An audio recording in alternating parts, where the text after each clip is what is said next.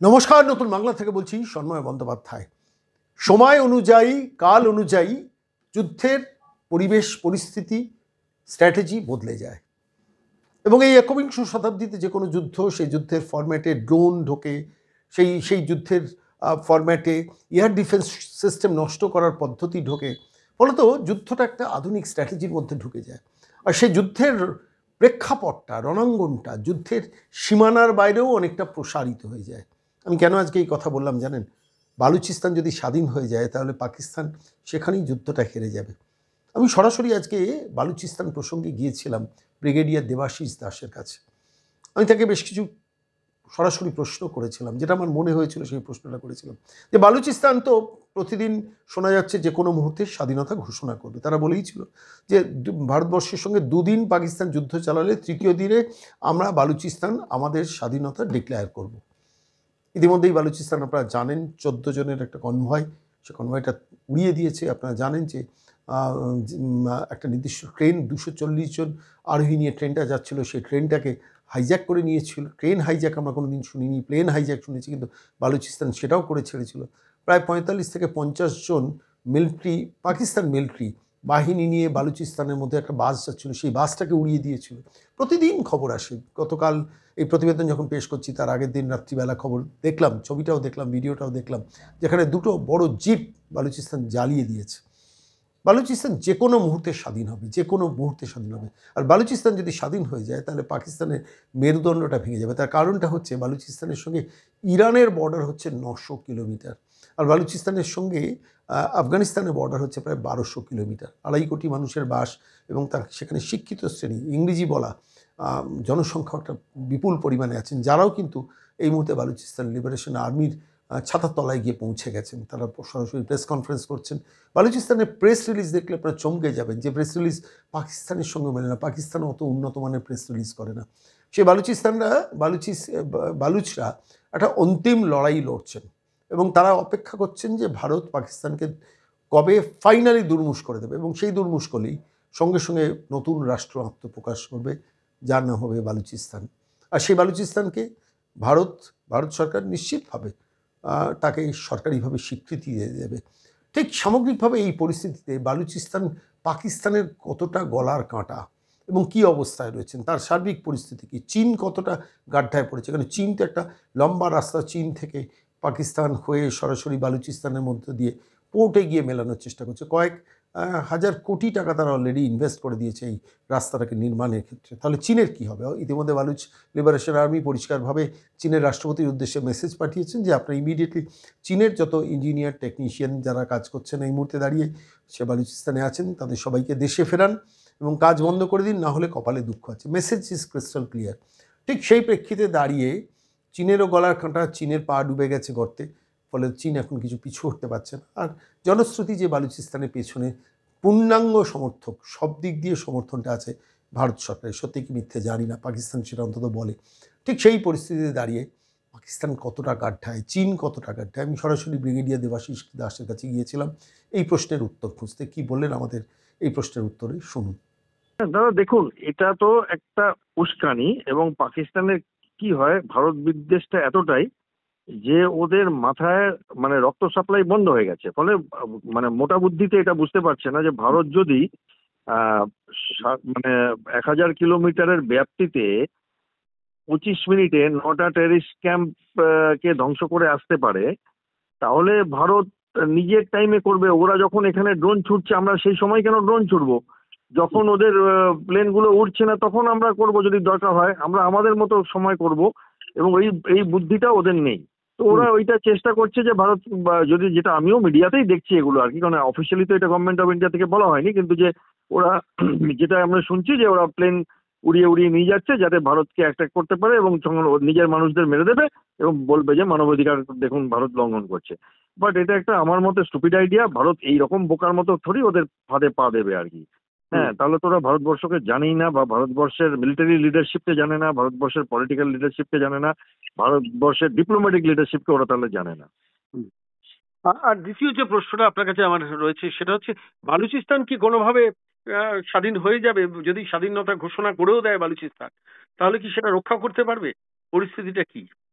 হ্যাঁ দাদা, আপনার মতো আমিও চাই যে বালুচিস্তান যদি বেরিয়ে আসে, কারণ বালুচিস্তান হচ্ছে পাকিস্তানের পুরো জমিটার প্রায় 45%। হুম। ফলে অতটা যদি নিজের থেকেই একটা অঙ্গ খসে পড়ে যায়, হুম তাহলে তো ভারতের অর্ধেক কাজ হয়ে গেল আর কি। হ্যাঁ, হুম তো সেটা আমিও চাই, এবং যা দেখছি বেশ কয়েক বছর ধরে এরা তো একেবারে নাস্তানাবুদ করে রেখেছে পাকিস্তান আর্মিকে। হুম এবং বালুচিস্তানের সাথে যে আফগানিস্তানের যে বর্ডারটা, বালুচিস্তানের দুটো বর্ডার আছে, একটা হচ্ছে বিদেশের সাথে ইরানের সাথে 900 কিলোমিটারের, আর আফগানিস্তানের সাথে ডুরান লাইনের ওপর ওদের প্রায় 1400-1500 কিলোমিটারের বর্ডার আছে। হুম এছাড়া তো পাকিস্তানের ভেতরে ওরা নিজেদের প্রভিন্সের সাথে বর্ডার আছে। হুম এবার বালুচিস্তানের যদি ওই বর্ডারটা তো ওরা মানে না, হুম তো ওরা ওখানে পাকিস্তানের সঙ্গে যে আফগানিস্তান বর্ডার ডুরান লাইন, সেটা আবার তালিবানের যেটা আছে তেহরিকে তালিবান, তারাও মানে না। ডুরান লাইন আফগানিস্তানের কোনো শাসন ব্যবস্থা কখনো মানেনি। হুম হুম ওরা বলেছে এটা আমাদের যাতায়াতের অধিকার, আমরা মানি না। তো ফলে এইবার পাকিস্তানের হাত এখন হ্যান্ডস আর ফুল। একদিকে বালুচিস্তান, একদিকে তেহরিকে তালিবান, এবং একদিকে ভারতের সেনাবাহিনী, নৌবাহিনী, বায়ুবাহিনী। হুম। এবার ওরা কোথায় কোথায় যাবে? এবং ওরা রোজ মার খাচ্ছে, কখনো ট্রেন হাইজ্যাক হচ্ছে, কখনো বম ব্লাস্ট হচ্ছে, আপনারা দেখছেন সব মিডিয়াতে। এবং বালুচিস্তানের লিডাররা ওপেন মিডিয়াতে এসে কথাবার্তা বলছে, বিদেশে গিয়েও তারা কনফারেন্স অ্যাটেন্ড করে কথাবার্তা বলছে। It's a matter of time. আমি তো মানে একজন ভারতীয় নাগরিক হিসেবে চাইবো যত তাড়াতাড়ি হয় ভালো, এবং আমি চাইবো, মানে আমার আশা, আমার কথা তো আর গভর্নমেন্ট শুনবে না, বাট এই মুহূর্তে হয়ে যায় গভর্নমেন্ট যেন তাদেরকে সাহায্য করে বা সব রকম ভাবে একটা নতুন রাষ্ট্র মানে বানাতে। ভারত বালুচিস্তান সরকারকে স্বীকৃতি দিয়ে দিতে পারে তো? সেটাই তো বলছি, যদি করে খুবই ভালো হয়। ভারত তো দেখুন ভিয়েতনামকে সবার আগে ভারত স্বীকৃতি দিয়েছিল, এরকম তো অনেক জায়গায় আছে। তো বলে খুবই ভালো হয় যদি ভারত করে, এবং অন্যান্য দেশেরাও যদি করে, ভারতের যারা বন্ধু দেশ, তাহলে আমাদের কাজটা অনেক সহজ হয়ে যায়। তাহলে কি হবে, পাকিস্তানে হাতে তো 45% ট্রেন চলে গেল, 55% থাকবে। তার মধ্যে চীন তো অলরেডি মানে একটু ঝগড়া টগড়া করেই বসে আছে। গিলগিট বালতিস্তান, খাইবার পাখতুনখোয়াতেও ঝগড়া হচ্ছে উপরে। তো তাদের পরে দেখা যাবে। এটা বাট অন্তত একটা টেকনিক্যাল পয়েন্টে জিজ্ঞেস করছি যে বলুন, বলুন। চীন যে রাস্তাটা তৈরি করছে বা হ্যাঁ, হ্যাঁ, কাজ চলছে পোর্টের দিকে যাওয়া, তো হ্যাঁ। সেই পার্টিকুলার পার্ট তো চীন বিপদে পড়ে যাবে কেন? বালুচ লিবারেশন আর্মি ইতিমধ্যেই চীনের রাষ্ট্রপতির উদ্দেশ্যে মেসেজ পাঠিয়ে দিয়েছে, স্টপ ওয়ার্কিং এবং go back to your country. কি বলবেন? দেখুন, এটা তো বহুদিন ধরে চলছে। এবার চীন গেছে ফেসে, কারণ চীন প্রায় লোকে বলে, মানে অফিসিয়াল ফিগার আর $45-60 বিলিয়ন, বাট লোকে বলে $100 বিলিয়ন ইনভেস্ট করে বসে আছে। এবার এটা পুরো পাকিস্তানের পেট চিরে এই রাস্তাটা যাচ্ছে একদম উপরে, যেখানে একদম টপে, সেখান থেকে নিচের দিকে আসছে এবং পাঞ্জাব আর সিন্ধ প্রদেশ হয়ে সমুদ্রের কাছে গিয়ে বন্দরে পৌঁছাচ্ছে। গোয়াদার বন্দর বলে ওদের। তো ওইখানে অব্দি চীনদের এটা মানে একটা বড় প্ল্যান বানিয়েছিলেন শি জিনপিং, সেটাকে বলে ওয়ান বেল্ট ওয়ান রোড। তার একটা ছোট অংশ হচ্ছে চায়না পাক ইকোনমিক করিডর। এটাতে ওরা রোড বানাচ্ছে, এয়ারপোর্ট বানাচ্ছে, ওরা বন্দর বানাচ্ছে, এবং ওরা হাইড্রোল পাওয়ার প্রজেক্ট বানাচ্ছে। এবার ভারত ঘেটে দিয়েছে জল চুক্তি স্থগিত করে, ওদের হাইড্রোল পাওয়ার প্রজেক্ট চলে যাবে। আর প্লাস এই বালুচিস্তান ঘেটে দিয়েছে, এবং এখন যুদ্ধে লড়ে গেছে বলে পুরো পয়সাটাই ওদের জলে গেল বলতে পারেন। পুরো উচ্চাশা এবং পয়সা জলে গেল। তো সেই দিক দিয়ে আপনি কারেক্ট প্রশ্ন করছেন যে চীনের তো গেলই, এবং বালুচিস্তান চীনকে তো বহুদিন ধরে অনেক চীনের লোকেদের ওরা মেরেছে, এবং অনেক পাকিস্তান সোলজারদের ওরা মেরেছে। এবার ওরা যদি ওদের দেশটাকে স্বাধীন করে দেয়, তাহলে ভালো কাজ না, হবে। আমি ডেসপারেশনের জায়গাটা বলছি যে বালুচ লিবারেশন আর্মি ডাইরেক্ট চীনের প্রেসিডেন্টের উদ্দেশ্যে মেসেজ পাঠিয়েছে, মানে যেটা অ্যালার্মিং, যেটা এতদিন হয়নি। ফাইনাল আমার টেক ওভার করে নাও, তোমরা যদি নিয়ে নাও, মানে তোমরা যদি সরিয়ে না নাও, তাহলে তোমাদের কপালে দুঃখ আছে। একদম চীনের রাষ্ট্রপতির উদ্দেশ্যে মেসেজটা পাঠিয়েছে বালুচ লিবারেশন আর্মি। এটা খুবই আনন্দের মানে খবর, এবং আমরা মাঝে মাঝে কানাঘুষা শুনি যে ভারতবর্ষ নাকি এটাতে কোনো রোল আছে। যদি সেটা সত্যি হয়, তো আমি তো অ্যাজ এ মানে সাধারণ ভারতবর্ষের নাগরিক তো গর্বিত হব যে ভারতবর্ষের ক্ষমতা এতটা আছে যে এরকম করে যুদ্ধ না লড়ে যদি আমাদের যুদ্ধটা জিতিয়ে দিতে পারে। পাকিস্তানকে আরেকটা টুকরো যেটা 71-এ করেছিল, সেটা যদি এমনি হয়ে যায় বা কেউ করিয়ে দেয়, তো থেকে ভালো কি হতে পারে দাদা? আর শেষ প্রশ্ন আপনার কাছে যদি এই সংক্রান্তই, সেটা হচ্ছে যে 100 কিলোমিটার এর লাইন, মানে তেলের লাইন, যে তেলটা তেল এবং গ্যাসের সম্ভবত লাইন, সেই লাইনটাকে ডিস্টার্ব করে দিয়েছে বালুচরা। সেটা কি আপনি জানেন? খবরটা পেয়েছেন? মানে খবরটা কনফার্ম খবর, মিডিয়াতে এসছে গতকাল। আমি যেটা জানি সেটা হচ্ছে এই লাইনটা ইরানের মধ্যে দিয়ে আসছে। আমি ঠিক এক্স্যাক্টলি এখন বলতে পারছি না, বাট আমি জানি যে একটা তেলের লাইন আসছিল সেখানে ইরান আর বালুচিস্তানের, ইরানের এই জায়গাটাকে বলে সেস্তান। তো সেস্তান আর বালুচিস্তানের একটা অশান্তি চলছে। মাঝখানে যদি দেখেন আপনি, ইরান কিছু মিসাইল দেখেছিল, এবং পাকিস্তান কিছু মিসাইল দেখেছিল ইরানের মধ্যে, এবং ইরানও কিছু মিসাইল দেখেছিল পাকিস্তানের মধ্যে। এবং ইরান আর পাকিস্তানের সমস্যা হচ্ছে কি যে ইরান ইজ শিয়া আর পাকিস্তান ইজ সুন্নি। সো কোথাও একটা ওদের বেসিক একটা অশান্তির জায়গা লেগে থাকে আর কি। তো এইবার এখন এক্সাক্ট আপনি কোন 100 কিলোমিটার বলছেন সেটা আমি এই মুহূর্তে প্রিপেয়ার না, এটা নিয়ে আমি এক্ষুনি কমেন্ট করতে পারছি না দাদা। না, এরকম যদি সিচুয়েশনটা হয়, সেই তেলের লাইনটা বালুচিস্তানে সেই শেষ হয়ে গেল, পাকিস্তানের মধ্যে গ্যাসের, সরি ওটা তেল নয় গ্যাসের, এবং পাকিস্তানে ঢুকলো না, তাহলে পাকিস্তান তো মানে চারদিক দিয়ে। হ্যাঁ দাদা, পাকিস্তান এমনিতেই খুব চাপে আছে দাদা, একেবারে একেবারে চাপে আছে।